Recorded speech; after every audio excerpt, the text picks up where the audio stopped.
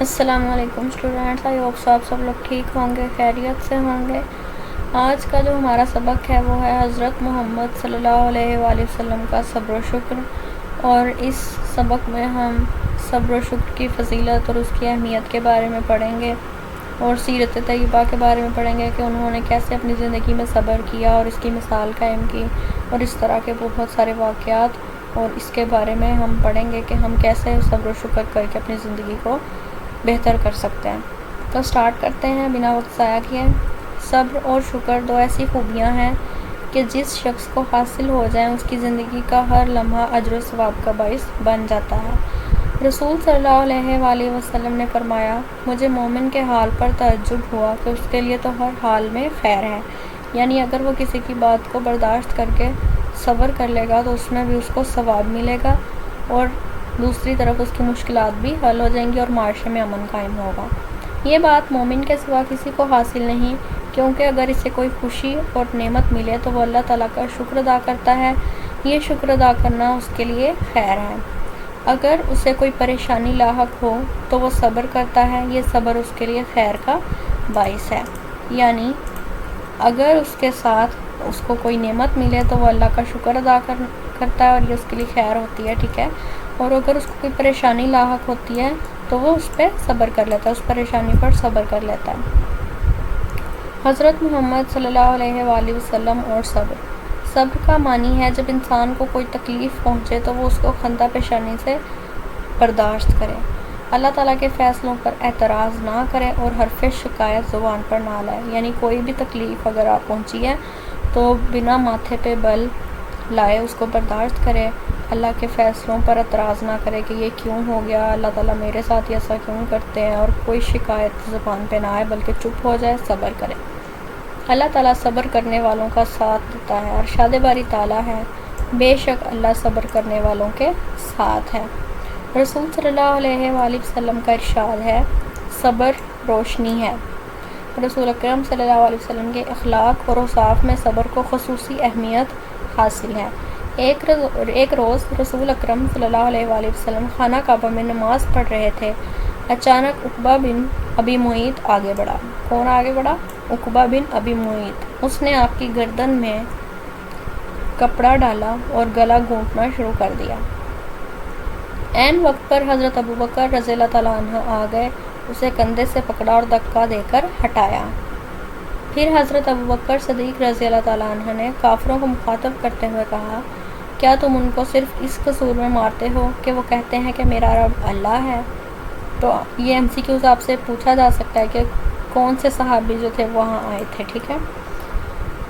رسول اکرم صلی اللہ علیہ وسلم کے صبر و تحمل کی سب سے روشن مثال واقعہ طائف ہے، یہ MCQ سے پوچھا جا سکتا ہے۔ ایک مرتبہ حضرت عائشہ رضی اللہ تعالیٰ عنہ نے حضرت محمد صلی اللہ علیہ وآلہ وسلم سے پوچھا، آپ کی زندگی میں احد سے بھی زیادہ مشکل دن کوئی آیا ہے؟ حضرت محمد صلی اللہ علیہ وآلہ وسلم نے فرمایا، ہاں، وہ دن جب میں طائف کے رہنے والوں کو اسلام کی دعوت دینے گیا تھا، ان لوگوں نے میری بات کی طرف توجہ نہ دی اور مجھے ستایا۔ طائف کے سفر کے موقع پر حضرت جبرائیل علیہ السلام حضرت محمد صلی اللہ علیہ وآلہ وسلم کے پاس آئے اور کہا، اللہ تعالیٰ نے پہاڑوں کا فرشتہ بھیجا ہے۔ کون سا فرشتہ بھیجا ہے؟ پہاڑوں کا۔ آپ اسے جو حکم دیں گے یہ پورا کرے گا، کیونکہ جو وادی طائف تھی نا وہ وادی تھی، ٹھیک ہے، دو پہاڑوں کے درمیان وہ جگہ ہوتی ہے، اس کو وادی کہتے ہیں، اور وہاں پہ جو ہے وہ طائف کا جو شہر ہے، جو وادی تھی، وہ وہاں پہ دو پہاڑوں کے درمیان موجود تھا، اور اللہ تعالیٰ نے پہاڑوں کا فرشتہ بھیجا، آپ اسے جو حکم دیں گے پورا کرے گا۔ تو پھر پہاڑوں کے فرشتے نے آ کر حضرت محمد صلی اللہ علیہ وآلہ وسلم کو سلام کیا اور کہا، میں پہاڑوں پر مقرر فرشتہ ہوں، اگر آپ چاہیں تو میں طائف کے دونوں پہاڑوں کو ملا دیتا ہوں اور ان لوگوں کو ختم کر دیتا ہوں۔ یعنی وہ دو پہاڑ ارد گرد جو تھے ان کو ملا دیتے اور درمیان میں جو طائف تھا وہ پس جاتا، بالکل ختم ہو جاتا۔ لیکن حضرت محمد صلی اللہ علیہ وآلہ وسلم نے طائف والوں پر مہربانی فرماتے ہوئے کہا، نہیں، مجھے امید ہے کہ اللہ تعالیٰ ان کی نسل میں ایسے لوگ پیدا کرے گا جو صرف اللہ تعالیٰ کی عبادت کریں گے اور اس کے ساتھ کسی کو شریک نہیں ٹھہرائیں گے۔ یعنی اس موقع پر انہوں نے صبر کیا اور ان کو معاف کر دیا۔ تو ہمیں بھی ایسا ہی کرنا چاہیے اپنی زندگی میں، تاکہ ہم اس سنت کو بھی پورا کر سکیں اور اس کا اجر بھی ہمیں ملے۔ حضرت محمد صلی اللہ علیہ وآلہ وسلم اور شکر کا معنی ہے کہ جب انسان کو کوئی نعمت ملے تو وہ اس نعمت کو اللہ تعالیٰ کی مہربانی سمجھے، اس کی وجہ سے غرور اور تکبر کا شکار نہ ہو بلکہ عاجزی اختیار کرے. یعنی اگر کوئی اس کو نعمت ملتی ہے تو بجائے اس کے کہ وہ غرور میں آنے کے اللہ تعالیٰ کا شکر ادا کرے اور اللہ کی مہربانی سمجھے، یہ نہ سمجھے کہ میں نے یہ کیا تھا تو مجھے یہ ملا ہے، بلکہ یہ کہے کہ میں اس قابل نہیں تھا بلکہ اللہ نے مجھے یہ عطا کیا ہے، اللہ کا شکر ادا کرے. حضرت محمد صلی اللہ علیہ وسلم کی مبارک زندگی نہ صرف صبر کا پیکر تھی بلکہ آپ اللہ تعالیٰ کی نعمتوں کے ملنے پر اللہ کا انتہائی شکر ادا فرماتے ہیں. آپ خاتم النبیین صلی اللہ علیہ وآلہ وسلم کی مسنون دعاؤں میں کثرت کے ساتھ الحمدللہ کے الفاظ ملتے ہیں. یعنی الحمدللہ وہ بہت دعاؤں میں جو تھے وہ مانگا کرتے تھے، کثرت کے ساتھ الحمدللہ پڑھتے تھے، جس کا مطلب ہے تمام تعریفیں اللہ تعالیٰ کے لیے ہیں. اللہ تعالیٰ کا شکر ادا کرنے کا یہ ایک طریقہ ہے. ٹھیک ہے. حضور اکرم صلی اللہ علیہ وسلم بعض اوقات اتنی عبادت کرتے کہ پاؤں مبارک میں ورم آ جاتا. ورم ہوتا ہے سوج جانا، سوزش آ جانا. ٹھیک ہے. آپ سے عرض کیا گیا کہ آپ صلی اللہ علیہ وسلم عبادت میں اتنی مشقت کیوں فرماتے ہیں؟ کسی نے پوچھا کہ آپ اتنی مشقت کیوں کرتے ہیں اب عبادت کرنے میں؟ تو حضور پاک صلی اللہ علیہ وسلم نے ارشاد فرمایا، کیا میں اللہ تعالیٰ کا شکر گزار بندہ نہ بنوں؟ کہ کیا میں اللہ تعالیٰ کا شکر ادا نہ کروں کہ اس نے مجھے اتنی نعمتوں سے نوازا ہے؟ حضرت محمد صلی اللہ علیہ وسلم فرماتے ہیں کہ مجھے اس دنیا سے کیا لینا؟ میری مثال تو اس مسافر کی سی ہے جو ایک درخت کے سائے میں آرام کرنے کے لیے ٹھہرا اور پھر اپنے سفر پر روانہ ہو گیا. تو ہم سب کی مثال مسافر کی طرح یہ ہے کہ ہم یہاں پہ آتے ہیں اور لیکن ایک نہ ایک دن ہمیں واپس اپنی منزل کی طرف جانا ہی ہے.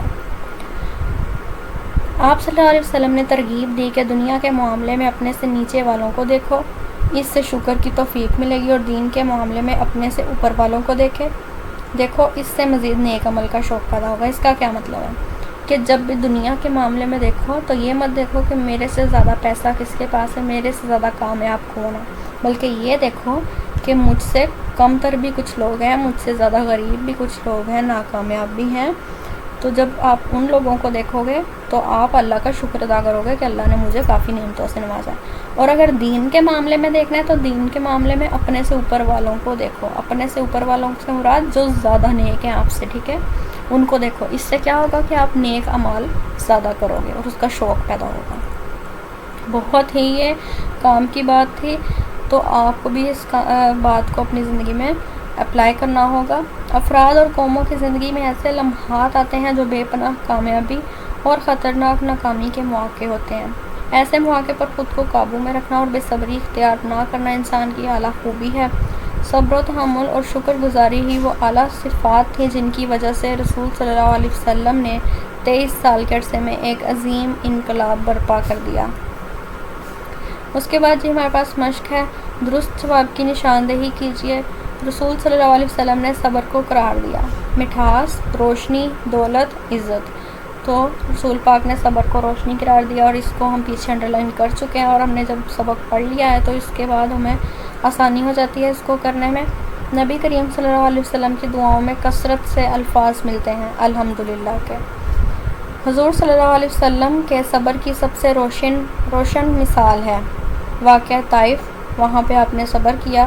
اگر آپ چاہتے تو ان کو سزا دے سکتے تھے، لیکن انہوں نے معاف کر دیا اور صبر کیا.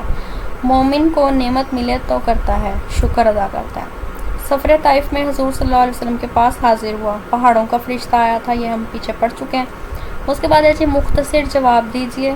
صبر کا کیا معنی ہے؟ سوال نمبر 1. صبر کا معنی ہے جب انسان کو کوئی تکلیف پہنچے تو وہ اس کو خندہ پیشانی سے برداشت کرے، اللہ تعالیٰ کے فیصلوں پر اعتراض نہ کرے اور حرف شکایت زبان پر نہ لائے. تو سوال نمبر 1 ہمارا کمپلیٹ ہو گیا. اس کے بعد ہے سوال نمبر 2. شکر کا کیا معنی ہے؟ یہ رہا. شکر کا معنی ہے کہ جب انسان کو کوئی نعمت ملے تو وہ اس نعمت کو اللہ تعالیٰ کی مہربانی سمجھے، اس کی وجہ سے غرور اور تکبر کا شکار نہ ہو بلکہ عاجزی اختیار کرے. سوال نمبر 3 ہے صبر سے متعلق ایک حدیث نبوی کا ترجمہ لکھیں، یعنی حدیث میں صبر کے بارے میں اللہ تعالیٰ نے کیا حضور پاک صلی اللہ علیہ وسلم نے کیا ارشاد فرمایا ہے۔ تو یہ ہے سوال نمبر 3، صبر روشنی ہے، ٹھیک ہو گیا۔ سوال نمبر 4 ہے نبی کریم صلی اللہ علیہ وسلم کے صبر کی ایک مثال تحریر کریں۔ رسول اکرم صلی اللہ علیہ وسلم کے صبر و تحمل کی سب سے روشن مثال واقعہ طائف ہے۔ سوال نمبر 4 کا جواب ہو گیا۔ اس کے بعد ہے جی سوال نمبر 5، نبی کریم صلی اللہ علیہ وسلم کے شکر کی ایک مثال تحریر کریں کہ وہ شکر کی کون سی مثال ہے۔ 5واں سوال، حضور اکرم صلی اللہ علیہ وسلم بعض اوقات اتنی عبادت کرتے کہ پاؤں مبارک میں ورم آ جاتا۔ ورم کا آپ کو میں بتا چکی ہوں، سوزش آ جانا، ٹھیک ہے، سوج جانا۔ آپ سے عرض کیا گیا کہ آپ صلی اللہ علیہ وسلم عبادت میں اتنی مشقت کیوں فرماتے ہیں؟ حضور اکرم صلی اللہ علیہ وسلم نے ارشاد فرمایا، کیا میں اللہ تعالیٰ کا شکر گزار بندہ نہ بنوں؟ ٹھیک ہو گیا۔ اس کے بعد تفصیلی جواب دیجیے۔